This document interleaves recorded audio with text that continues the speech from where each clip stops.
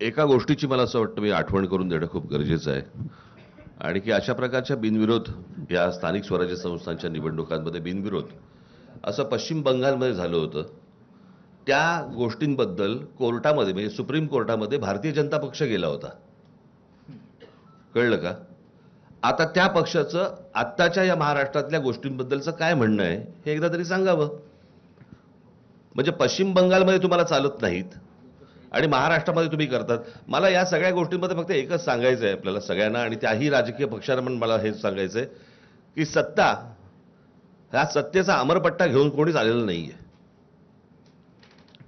आज तुम्ही ज्यावेळेला सत्तेमध्ये आलात त्यावेळेला काँग्रेसने हे केलं, काँग्रेसने हे केलं, काँग्रेसने असं केलं म्हणून आम्ही असं करतोय असं ज्यावेळेला तुम्ही सांगता, उद्या जेव्हा तुम्ही जाल आणि तुम्ही जे पायंडे पाडून ठेवलेले आहेत त्याच्या दामदुपटीने ज्यावेळेला पुढे सुरू होईल त्यावेळेला कोणाकडे तक्रार करू नका.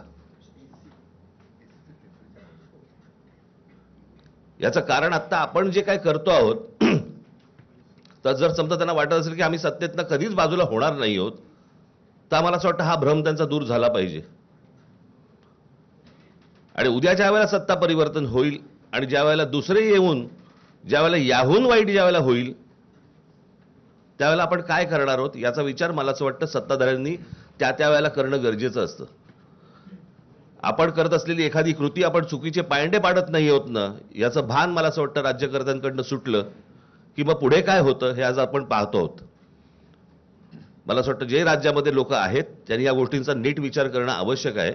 आपण काय पसरवतोय, आपण काय टाकतोय या राज्यांमध्ये. मी गेले 10 वर्ष अनेक वर्ष मी तुम्हाला सांगतोय की या महाराष्ट्राचं हे युपी बिहार करतायत. उत्तर प्रदेश बिहारमध्ये ज्या प्रकारचं राजकारण केलं जातंय त्या प्रकारचं राजकारण महाराष्ट्र हा वेगळा सुसंस्कृत महाराष्ट्र आहे.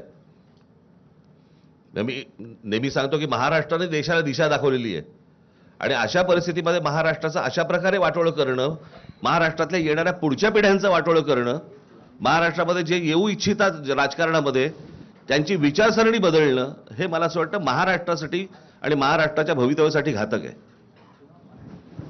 ह्या सगळ्या गोष्टींचा विचार मला असं वाटतं राजकीय पक्षांनी करणं गरजेचं आहे. आज जर आपण ह्या गोष्टींना प्रोत्साहन दिलं तर पुढे आपल्या वाट्याला काय येणार आहे हे फक्त ओळखून घ्यावं.